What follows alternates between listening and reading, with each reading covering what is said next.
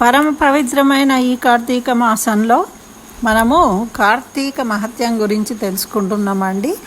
అందులో ఈరోజు మనం పురాణ శ్రవణ మహిమ ఎటువంటిదో దానికి సంబంధించిన కథను తెలుసుకుందాము. అయితే ఇది వశిష్ఠుల వారు జనక మహారాజుకు చెప్తూ ఉన్నారు. అయితే ఈ కార్తీక మాసంలో స్నానం ఆచరించి దీపతోరణాలు ఉంచి పురాణాన్ని విన్నవారు వినిపించిన వారు అందరూ కూడా చక్కగా వాళ్ళ దోషాలన్నీ తొలగిపోయి ఆయురారోగ్య ఐశ్వర్యాలు కలుగుతాయి అని మనకు స్కంద పురాణం తెలియజేస్తుంది. కాబట్టి అటువంటి పరమ పవిత్రమైన ఈ కథను మనం అందరం ఇప్పుడు విందాం.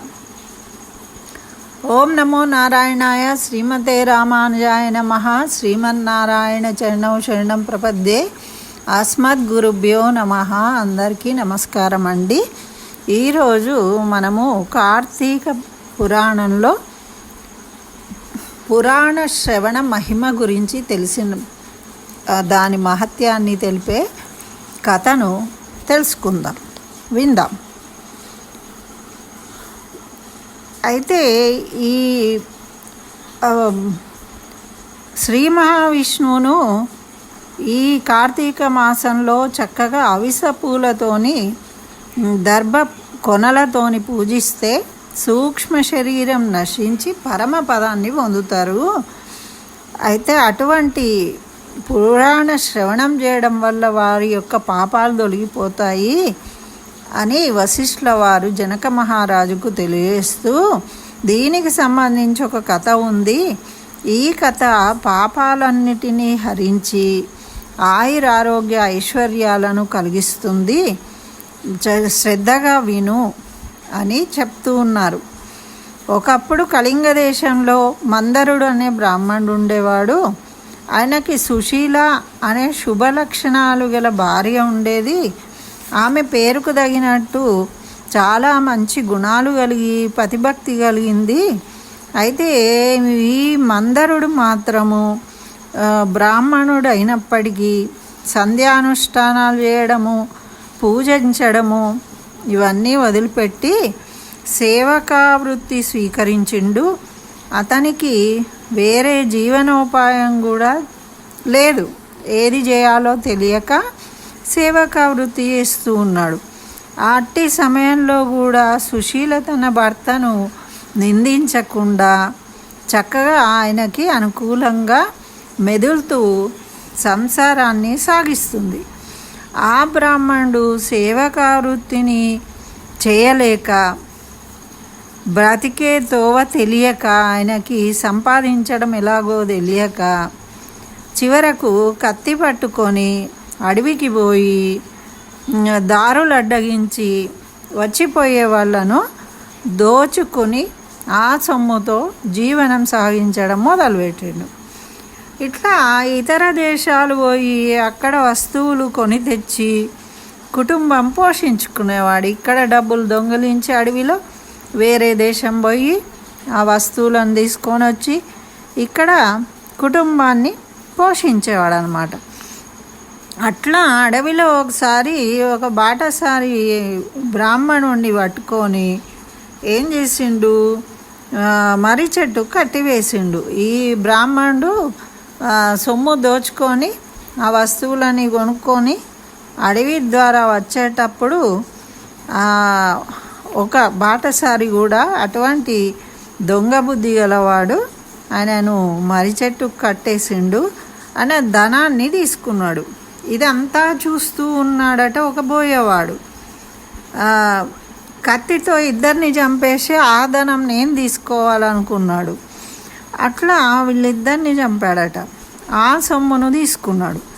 ఆయన ఆ సొమ్మును తీసుకునే ఇంతలోనే అక్కడ ఏమైంది, ఒక గుహలో నిద్రిస్తున్న పులి ఒకటి బయటకు వచ్చి ఆ బోయవానిపై పడ్డది. అతడు కోపంతో ఆ పులిని కత్తితోని పొడిచి చంపేసిండు. కానీ ఆ పులి వల్లనే ఇతను కూడా మరణించిండు. ఈ విధంగా ఆ పులి, బోయవాడు, బ్రాహ్మణులు ఇద్దరు కూడా చనిపోయిండు. ఇంతలో యమదూతలు వచ్చి ఆ 4 జీవాలను తీసుకొని పోయి అనేక పాపాలతో కూడిన వారు కాబట్టి వాళ్ళను రౌరవాది నరకంలో పడేసిండ్రట. తళతళ కాగుతున్న రక్తంతో నిండి ఉన్న క్రిమి కీటకాలతో కూడి ఉన్న చెరువులో పడేసిండ్రట వాళ్ళను. ఇట్లా వాళ్ళు ఆ నరక బాధలు అనుభవిస్తూ ఉన్నారు. కానీ ఇక్కడ ఇంట్లో పాపము ఈ మందరుని భార్య సుశీల సదాచారపరురాలయ్యి తన ధర్మాన్ని విడిచిపెట్టకుండా విష్ణు భక్తితో ఆమె సజ్జనులతో గోష్ఠి జరుపుతూ వారి మూలంగా అన్ని ధర్మాలను తెలుసుకుంటూ పతిభక్తి వదలక కాలం గడుపుకుంటూ వస్తుంది. ఏమైందో ఎటుపోయిందో తెలియదు. ఈ భర్త రాలేదు. ఆమె ఒక్కతి ఆ విధంగా దైవం మీద ఆశలు పెట్టుకొని ధర్మాన్ని నిర్వర్తిస్తూ ఉందట.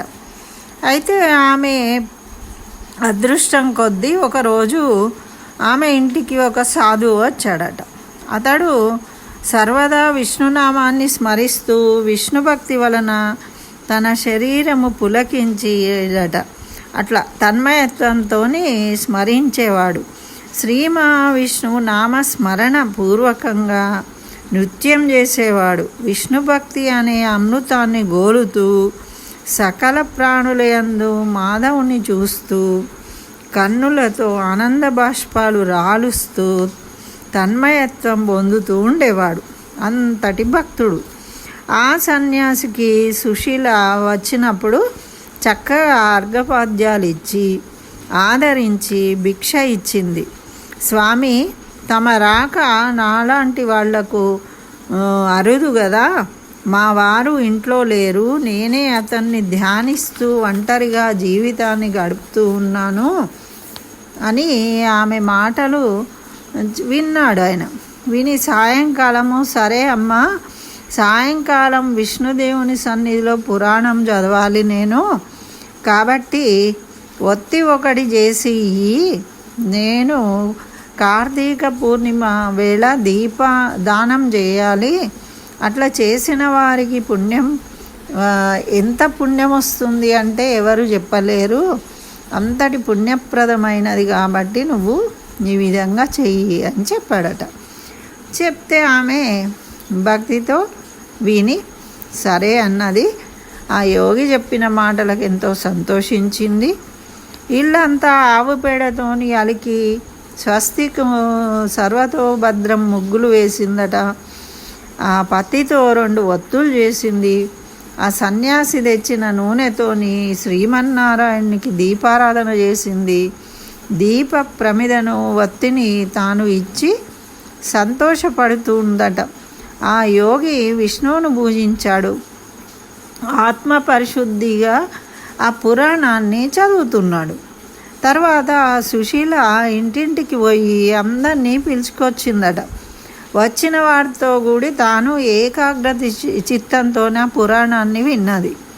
తర్వాత ఆ యోగి తాను వచ్చిన దారిన వేరొక గ్రామానికి వెళ్ళిపోయిండు. అంటే ఆయన సంచారం చేస్తూ ఉంటాడనమాట. ఆ విధంగా పురాణ శ్రవణం అనేది జరిగింది. అయితే ఈ సుశీల భగవద్ధ్యానం చేత ఆయన చెప్పిన మాట తత్వజ్ఞానము చేత ఏ పాపాలు లేకుండా ఆమె చివరకు మరణించింది. ఆ విధంగా భక్తి చేస్తూనే అప్పుడు శంఖచక్ర గదాయుధులైన పీతాంబరదారులు ధరించిన విష్ణు దూతలు, కమలముల వంటి శరీర ఛాయ కలిగిన వాళ్ళు, సూర్యుని వలె తేజస్సు కలిగిన విష్ణు దూతలు దివ్య విమానాన్ని తీసుకొని వచ్చారట. ఆ విమానము రత్నములు, పగడములు, ముత్యాలు, అనేక రకముల పువ్వులతో, వింత వింత భూషణాలతో, అమూల్యమైన వస్తువులతో అలంకరించబడి ఉందట. అంత అందంగా ఉందట విష్ణు విమానం. విష్ణుదూతలు ఆ సుశీలను విమానం మధ్య కూర్చోబెట్టి వినయంతో సేవిస్తూ భజనలు, నృత్యగానాలు చేస్తూ వైకుంఠానికి తీసుకుపోతూ ఉన్నారట. చూడండి, ఆహా ఏమి ఆమె అదృష్టం. సుశీల అలా వైకుంఠానికి పోతూ మార్గంలో కనిపించిన నరకలోకాన్ని చూసి ఆశ్చర్యపడిందట. అప్పుడు అడుగుతుంది, ఓ విష్ణుదూతలారా, ఒక్క నిమిషం ఆగండి. మావారు భౌతిక దేహాన్ని విడిచిపెట్టి ఎవరో ఇంకా ముగ్గురితో కలిసి అంధకూపంలో పడి ఉన్నారు. దీనికి కారణం ఏంటో చెప్పండి నాకు అని అడిగిందట. అది ఆమె పతిభక్తి. ఆమె మాటలకు విన్న విష్ణుదూతలు, ఓ పూజ్యురాల, పాపాత్ముడైన నీ భర్త ఇతరులకు దాసుడై చెడ్డ పనులు చేస్తూ దొంగతనం వల్ల కాలం గడుపుతూ ఆచారాలంటే విడిచిపెట్టి ఉన్నవాడు జీవనయాత్ర సాగిస్తూ నరకాన్ని పొందిండు. చివరకు ఈ రెండు వాడు బ్రాహ్మణుడు తన స్నేహితుణ్ణి చంపి అతని ధనాన్ని దొంగిలించి దేశాంతరాలు పోతుంటే నీ భర్త ఆదనం కొరకు వాణ్ణి వృక్షానికి గట్టి చంపినాడు. మిట్ట మధ్యాహ్నం ఒక బోయేవాడు నీ భర్తను చంపాడు, ఆ డబ్బును లాక్కున్నాడు. ఆ వేటగాన్ని ఒక పులి పంజాతో కొట్టింది, వాడు పులిని చంపిండు. పులి తిన్న దెబ్బల బాధతో వాడు చివరకు మరణించిండు. వాళ్ళే ఈ నలుగురు. ఈ బోయేవాడేమో బ్రహ్మహత్య పాపం చేసిండు, బ్రాహ్మణుని చంపి నరకంలో ఉన్నాడు. ఈ పులి ఏమో పూర్వజన్మలో ద్రవిడ దేశంలోని బ్రాహ్మణుడు. వాడు ఇది వినదగింది, ఇది వినదగంది అనేది లేదు అనే జ్ఞానం లేకుండా అన్ని మాంసాహారాలను భుజించడం వల్ల నరకానికి చేరుకున్నాడు అని చెప్పిందట. ఈ విధంగా వీళ్ళందరి గురించి చెప్తే అప్పుడు ఆమె ఏమన్నదంటే, నరకం నుండి విముక్తి కలుగుతుందా వీళ్ళు ఎలా దీని నుండి బయటపడతారు అని అడిగిందట. అప్పుడు వాళ్ళు, అమ్మ, కార్తీక మాసంలో నీవు పురాణ శ్రవణం ఆర్జించుకున్న పుణ్యాన్ని నీ భర్తకు సాధువుకి వత్తిని ప్రమిదను ఇయ్యడం వల్ల కలిగిన పుణ్యాన్ని పులికి, వేటగానికి, పురాణ శ్రవణానికై అందరినీ పిలిచినందువల్ల కలిగిన ఫలితము, స్నేహితుని చంపిన వానికి ఇస్తే ఆ నలుగురికి కూడా విముక్తి కలుగుతుంది అని చెప్పిండ్రట. అప్పుడు ఆమె ఆశ్చర్యపడి వారి ముక్తిని కోరుకొని ఆమె ఉదారంగా ఆ ఫలితాన్ని వారికి ధారపోసింది. వారు సకల నరకాల నుండి విముక్తి పొంది విమానం ఎక్కి ఆమెను పొగుడుతూ వైకుంఠం చేరుకున్నారు. వారందరూ కూడా శ్రీ మహావిష్ణువు యొక్క పదాన్ని పొందిండు, పరమపదం చేరుకున్నారు. ఇట్లా కార్తీక మాసంలో ఈ దివ్యమైన చరిత్రను వినిపించిన వారికి వారు చేసిన జన్మాంతరాలలో సంపాదించుకున్న పాపాలన్నీ నశించి ఆయురారోగ్య ఐశ్వర్యాలు కలుగుతాయి అని వశిష్ఠుల వారు జనక మహారాజుకు ఈ పురాణ శ్రవణ మహత్యాన్ని తెలియజేసిండ్రు. ఇదండి. కాబట్టి అందరూ తప్పకుండా వినండి. చక్కగా ఏదైనా నామాన్ని లైక్ చేయండి, ఏదో ఒక నామాన్ని మీరు తప్పకుండా కామెంట్లో రాయండి. మరి ఆ పుణ్యాన్ని సంపాదించుకోండి. స్వస్తి. సర్వం శ్రీకృష్ణ చరణారవిందార్పణమస్తు.